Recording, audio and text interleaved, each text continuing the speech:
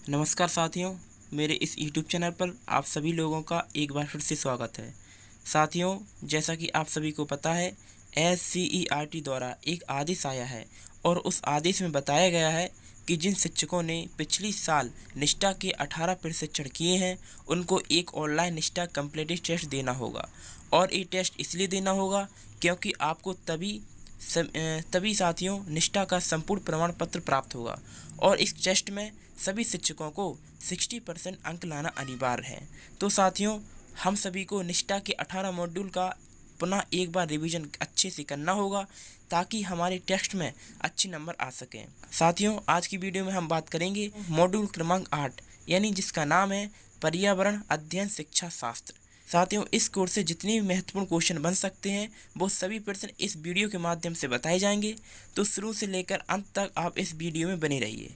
साथियों, यदि आप हमारे YouTube चैनल पर पहली बार विजिट कर रहे हो तो हमारे YouTube चैनल को अभी सब्सक्राइब कर लीजिए, क्योंकि आपको हमारे चैनल के माध्यम से टीचर्स और दीक्षा ऐप से संबंधित इसी तरह की वीडियो मिलती रहेंगी। साथियों, यदि आप हमारे शिक्षक व्हाट्सएप ग्रुप से ज्वाइन होना चाहते हैं तो उसका लिंक वीडियो की डिस्क्रिप्शन में है। वहां से जाकर आप उस लिंक पर क्लिक करते ही आप हमारे शिक्षक व्हाट्सएप ग्रुप से ज्वाइन हो सकते हैं। साथियों, जानकारी के लिए बता दूं, हम लोग अभी तक मॉड्यूल क्रमांक 7 तक पूरे जितने भी क्वेश्चन मोस्ट इम्पोर्टेंट क्वेश्चन बन सकते थे हम लोगों ने सभी को देखा है। और आज देखेंगे साथियों मॉड्यूल क्रमांक 8, जो कि पर्यावरण अध्ययन शिक्षा शास्त्र, यानी पर्यावरण का अध्ययन करेंगे इसमें और जानेंगे इसकी मोस्ट इम्पोर्टेंट जितने भी क्वेश्चन बन सकते हैं। चलिए साथियों, स्टार्ट करते हैं। साथियों, आज का पहला क्वेश्चन है आपका, निम्नलिखित में से कौन सा कथन पाठ्य चर्चा संबंधी अपेक्षाओं और सीखने के प्रतिफलों के बारे में सही है? तो साथियों, ऑप्शन है ए आपके पास, पाठ्य चर्चा संबंधी अपेक्षाओं और सीखने के प्रतिफलों के बीच कोई संबंध नहीं होता है। ऑप्शन बी है, प्रत्येक कक्षा के लिए सीखने के प्रतिफल अलग होते हैं। ऑप्शन सी है, सीखने के प्रतिफल पाठ्य चर्चा अपेक्षाओं को हासिल करने में मदद करेंगे। या ऑप्शन डी है साथियों, प्रत्येक कक्षा के लिए पाठ्यचर्या अपेक्षाएं अलग होती हैं। चलिए साथियों, इसका राइट आंसर हो जाता है, साथियों, प्रत्येक कक्षा के लिए सीखने के प्रतिफल अलग होते हैं, यानी option B is right answer. ठीक है साथियों, चलिए साथियों, क्वेश्चन नंबर 2 देखते हैं। क्वेश्चन नंबर 2 है साथियों आपका, कक्षा 1 व कक्षा 2 में पर्यावरण अध्ययन। ऑप्शन ए है साथियों के पास, भाषा और गणित के साथ पढ़ाया जाता है। ऑप्शन बी है, पढ़ाना संभव नहीं है। ऑप्शन सी है, किसी भी तरह नहीं पढ़ाया जा सकती है। या ऑप्शन डी, अलग विषय के रूप में पढ़ाया जाता है। तो साथियों, इसका राइट आंसर हो जाएगा ऑप्शन ए, जो कि आपका भाषा और गणित के साथ पढ़ाया जाता है। ठीक है साथियों, आई होप साथियों मैं जितनी भी क्वेश्चन करा रहा हूँ आप लोग अच्छे से नोट कर रहे होंगे। साथियों, मैं क्लियर कर देता हूँ, अगर आपने ये जितने भी मैं क्वेश्चन करा रहा हूँ अगर आपने एक अच्छे से कंप्लीट कर लिए तो आपकी जो सभी शिक्षकों को निष्ठा ऑनलाइन कम्प्लीट टेस्ट में 60% अंक लाना अनिवार्य है। उससे साथियों आप काफ़ी अंक ला सकते हैं, लगभग साथियों 60 से क्या आप 80 से 85% तक अंक ला सकते हो। ठीक है साथियों, चलिए साथियों अगला क्वेश्चन देखते हैं। क्वेश्चन नंबर 3 है साथियों, प्राथमिक स्तर पर पर्यावरण अध्ययन के सिखाने के उद्देश्यों में शामिल नहीं किया जाता है। ऑप्शन ए है, विद्यार्थियों को वैज्ञानिक नियम याद करने में मदद करना। ऑप्शन बी है, विद्यार्थियों की उनकी सामाजिक सांस्कृतिक पर्यावरण को समझने। ऑप्शन सी है, शिक्षार्थियों को उनके भौतिक पर्यावरण को समझने में मदद करना। या ऑप्शन डी, शिक्षार्थियों को उनके परिवेश को जागरूक करना और महत्व बताना। तो साथियों, इसका राइट आंसर हो जाएगा, विद्यार्थियों को उनके नियम याद करने में मदद करना। चलिए साथियों, प्रश्न नंबर 4 देखते हैं। साथियों, क्वेश्चन नंबर 4 है आपका, विभिन्न मापदंडों के लिए विद्यार्थियों की सीखने की प्रगति और उनके स्तरों का पता लगाने के लिए निम्नलिखित विकल्पों में से कौन सा सबसे उपयुक्त है? तो साथियों, ऑप्शन है आपके पास, ऑप्शन ए है साथियों लिखित परीक्षा। ऑप्शन बी है साथियों मौखिक परीक्षा, ऑप्शन सी है साथियों वर्कशीट, या ऑप्शन डी है साथियों रूब्रिक्स। तो साथियों प्रश्न में पूछा गया था विभिन्न मापदंडों के लिए विद्यार्थियों की सीखने की प्रगति और उनके स्तरों का पता लगाने के लिए सबसे उपयुक्त विधि। तो साथियों आप कह सकते हैं वर्कशीट है, क्योंकि साथियों वर्कशीट के माध्यम से विद्यार्थी समझ सकता है और प्रगति और उनके स्तरों को पता लगाने की जल्दी से जल्दी लगा सकता है। ठीक है साथियों, आई होप साथियों आपको क्लियर हो चुका होगा। चलिए साथियों क्वेश्चन नंबर 5 देखते हैं। क्वेश्चन नंबर 5 है आपका पर्यावरण को सुरक्षित रखने वाले 3 आर हैं। तो साथियों आर बताना है, यानी 3 आर यानी उनका फुल फॉर्म भी बताऊंगा साथियों। ठीक है, चलिए साथियों ऑप्शन ए है आपका रिजर्व यानी आरक्षित करना, रिड्यूस करना यानी कम करना, और रिसाइकिल करना यानी चकित करना। और साथियों ऑप्शन बी है रिकवर यानी पुनः प्राप्त करना, रीयूज करना यानी पुनः उपयोग करना। साथियों आगे है रिसाइकिल करना यानी चकित करना। ऑप्शन सी है साथियों आपके पास रिकॉग्नाइज करना यानी पहचानना, रिसाइकलिंग करना यानी चकित करना, और साथियों रीयूज करना यानी पुनः उपयोग करना। और साथियों ऑप्शन डी है आपके पास रिड्यूस करना यानी कम करना, और रीयूज करना यानी पुनः उपयोग करना, और रिसाइकिल करना यानी चकित करना।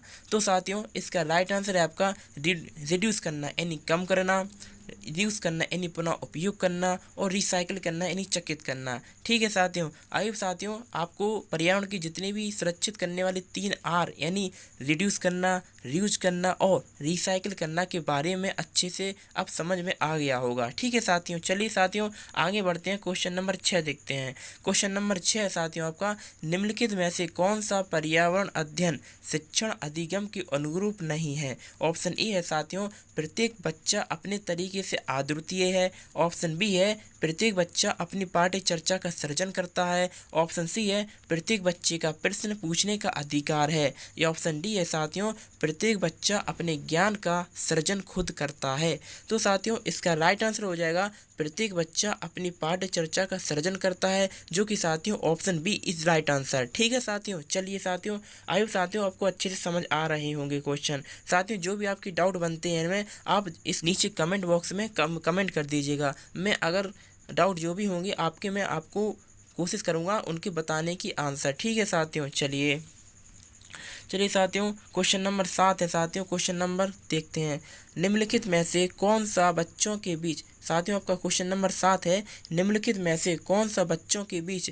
व्यक्तिगत सामाजिक गुणों का बढ़ाने में मदद करता है। ऑप्शन ए है साथियों कक्षा में सहयोगी और सहकारी रूप में सीखने को बढ़ावा देना, ऑप्शन बी है विषय पर प्रश्नोत्तरी आयोजित करना, ऑप्शन सी है संबंधित मुद्दों पर विशेष व्याख्यान आयोजित करना, या ऑप्शन डी है साथियों कक्षा में इस पर शिक्षक द्वारा प्रतिदिन 5 मिनट की बात करना। तो साथियों आपका आंसर हो जाएगा राइट कक्षा में सहयोगी और सहकारी रूप में सीखने को बढ़ावा देना, यानी आपका राइट आंसर साथियों ए हो जाएगा। ठीक है साथियों, चलिए साथियों क्वेश्चन नंबर 8 देखते हैं। आपका कम से कम वक्त लेते हुए क्वेश्चन नंबर 8 देखते हैं। प्राथमिक स्तर के पर्यावरण अध्ययन की पाठ्य चर्चा में होना चाहिए। ऑप्शन ए है केवल पाठ्य पुस्तक में संकल्पनाओं की पूरी व्याख्या पर ध्यान केंद्रित करें, ऑप्शन बी है आसपास की चीज़ों की जांच पड़ताल के अवसर उपलब्ध कराएं, ऑप्शन सी है अध्याय के अंत में अधिक अभ्यास प्रश्न शामिल करें, या ऑप्शन डी है साथियों शब्दों की पूर्ण रूप से सही परिभाषा पर अधिक जोर हो। तो साथियों इसका राइट आंसर हो जाएगा आपका ऑप्शन बी, यानी आसपास की चीज़ों की जांच पड़ताल के अवसर उपलब्ध कराएं, ताकि साथियों प्राथमिक स्तर, साथियों आपको बता दूं प्राथमिक स्तर पर आप पर्यावरण अध्ययन की पाठ्य चर्चा क्या होनी चाहिए। तो साथियों सबसे पहले तो यही होनी चाहिए कि उसकी आसपास की जितनी भी चीज़ों हैं उसकी जांच पड़ताल अच्छे से कर सकें। यही प्रश्न में दिया हुआ है, यही आपका राइट आंसर है। ठीक है साथियों, चलिए साथियों क्वेश्चन नंबर 9 देखते हैं।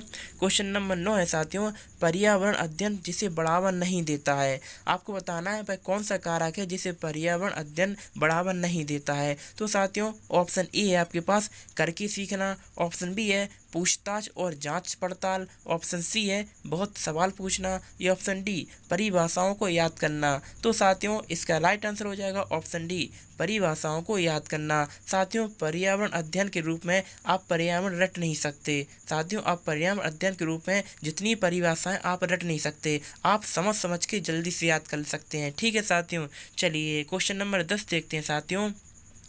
क्वेश्चन नंबर 10 है आपका, राष्ट्रीय पाठ्य चर्चा की रूपरेखा के अनुसार पर्यावरण अध्ययन के लिए कौन सा वाक्यांश सही है? तो साथियों ऑप्शन ए है, पर्यावरण अध्ययन को केवल पर्यावरण की संकल्पनाओं को पर केंद्रित रहना चाहिए। ऑप्शन बी है, पर्यावरण अध्ययन की प्रकृति एकल विषयक है। ऑप्शन सी है, पर्यावरण अध्ययन की प्रकृति अंतर विषयक है। या ऑप्शन डी साथियों, पर्यावरण अध्ययन को विज्ञान और सामाजिक विज्ञान की तरह अलग से पढ़ाया जाना चाहिए। तो साथियों इसका राइट आंसर हो जाएगा ऑप्शन सी, पर्यावरण अध्ययन की प्रकृति अंतर विषयक है। जी हाँ दोस्तों, राष्ट्रीय पाठ्य चर्चा की रूपरेखा के अनुसार पर्यावरण अध्ययन की प्रकृति एक अंतर विषयक है। ठीक है साथियों, चलिए साथियों क्वेश्चन नंबर 11 देखते हैं। क्वेश्चन नंबर 11 है साथियों आपका, चित्र 1 में दिए गए सभी विषय पर्यावरण से जुड़े हैं। ऑप्शन ए है साथियों सही, ऑप्शन बी है साथियों गलत। तो साथियों इसमें राइट आंसर हो जाएगा सही। ठीक है साथियों, चलिए क्वेश्चन नंबर 11 देखते हैं साथियों, केवल सामाजिक विज्ञान और राजनीतिक विज्ञान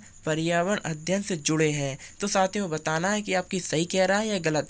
तो ऑप्शन ए है साथियों आपके पास सही, ऑप्शन बी है साथियों के पास गलत। तो साथियों आपको बताना है ऑप्शन कौन सा सही होना चाहिए। तो साथियों इसका राइट आंसर हो जाएगा गलत।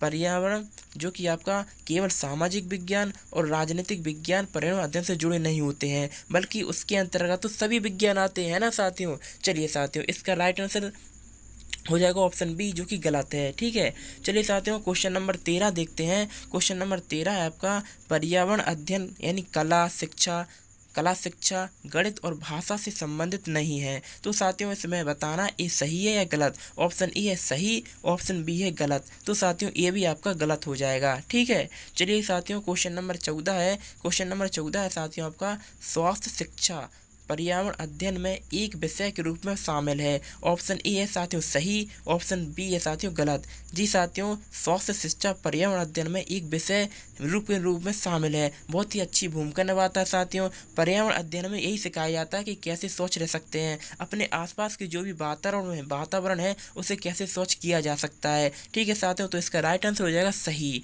ठीक है साथियों, आइए साथियों मैं जितने भी क्वेश्चन करा रहा हूँ और जितने भी हम लोगों ने अभी मॉड्यूल क्रमांक 1 से लेकर मॉड्यूल क्रमांक 7 तक पूर्ण किए हैं, उनको आपने अच्छे से एक नोटबुक में तैयार कर लिए होंगे और मैं आशा करता हूं कि आप उन्हें डेली रिवाइज कर रहे होंगे। साथियों मैं आपको क्लियर कर दूं, अगर आपने जितने भी मैं क्वेश्चन करा रहा हूं अगर आपने अच्छे से तैयार कर लिए, अच्छे से रिवाइज कर लिए, तो आपके कॉम्पिटिटिव टेस्ट में जो 60% अंक लाना है उससे आप कई अधिक यानी 80 से 85% तक ला सकते हो। ठीक है साथियों, चलिए साथियों क्वेश्चन नंबर आगे देखते हैं। क्वेश्चन नंबर आपका 15 है साथियों, जल संसाधनों में पीने योग्य और ना पीने योग्य दोनों जल होते हैं। तो साथियों को बताना है राइट एक रॉन्ग है या राइट है। ठीक है साथियों, तो इसका राइट आंसर हो जाएगा साथियों सही, ऑप्शन ए इज राइट। ठीक है साथियों, चलिए क्वेश्चन नंबर 16 देखते हैं। क्वेश्चन नंबर 16 है साथियों, जल संग्रह इकाइयाँ केवल मानव द्वारा निर्मित हैं। तो साथियों ये बताना है सही है या गलत। जी हाँ साथियों, इसका उत्तर हो जाएगा सही। जो जल संग्रह इकाइयाँ होती हैं साथियों केवल मानव द्वारा निर्मित होती हैं।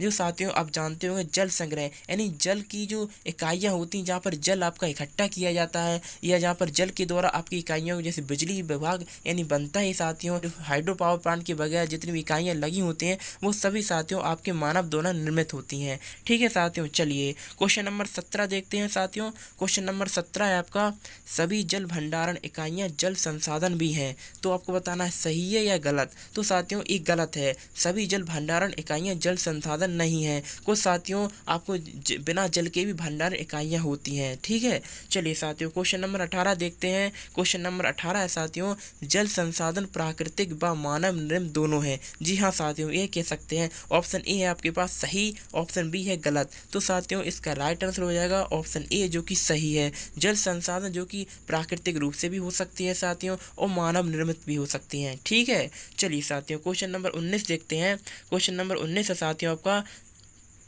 चलिए साथियों क्वेश्चन नंबर 19 देखते हैं। क्वेश्चन नंबर 19 से आपका, सभी जल संसाधन जल भंडारण इकाइयाँ भी हैं। क्या साथियों, सभी जल संसाधन जल भंडारण इकाइयाँ भी हैं। आपके पास ऑप्शन ए है साथियों सही, ऑप्शन बी है साथियों गलत। तो साथियों इसका राइट आंसर हो जाएगा सही। जितनी भी साथियों जल संसाधन जल होते हैं वहाँ पर भंडारण जितनी भी होते हैं सभी आपका जल ही रहता है उसमें, और तो कुछ रहता नहीं है, ये इसमें कहा गया है। ठीक है साथियों, चलिए साथियों आगे बढ़ते हैं।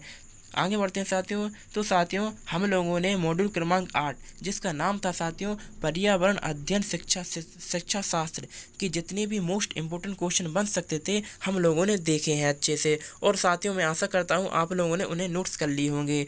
और साथियों आपको मैं जानकारी के लिए बता दूं, अगर आप लोगों ने अगर जो जितनी मैं करा रहा हूँ मॉड्यूल क्रमांक 1 से 7 तक वो अभी तक नहीं देखे हैं तो देख लें, मैंने उसकी अलग से प्लेलिस्ट बना दी है। ठीक है साथियों।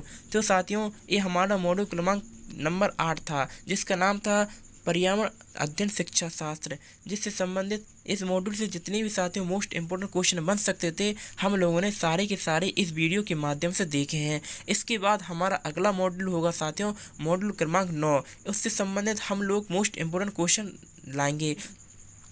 साथियों यदि आप कंप्लीट टेस्ट के लिए मॉड्यूल क्रमांक 1 से लेकर 18 तक की सभी मोस्ट इम्पोर्टेंट प्रश्नों की वीडियो को जो पीडीएफ है वो चाहते हैं कि आपको मिल जाए तो साथियों आप हमारे शिक्षण व्हाट्सएप ग्रुप से ज्वाइन हो जाइए। उसका लिंक वीडियो के डिस्क्रिप्शन में है, वहाँ पर साथियों आपको पीडीएफ मिल जाएगी। ठीक है साथियों। हमारे चैनल के माध्यम से साथियों आपको 18 मॉड्यूल की तैयारी कराई जाएगी और जितनी भी साथियों टीचर्स और दीक्षा ऐप से संबंधित जो भी जानकारी प्राप्त होगी सबसे पहले आपको इसी चैनल के माध्यम से इसी तरह की वीडियो के माध्यम से आपको प्रस्तुत की जाएगी। ठीक है साथियों। और साथियों अगर आपने हमारे चैनल को अभी सब्सक्राइब नहीं किया है तो प्लीज़ साथियों कर लीजिए। उससे क्या हुआ जितनी भी जानकारी आएगी सबसे पहले आपके पास अपडेट आएगा। ठीक है साथियों।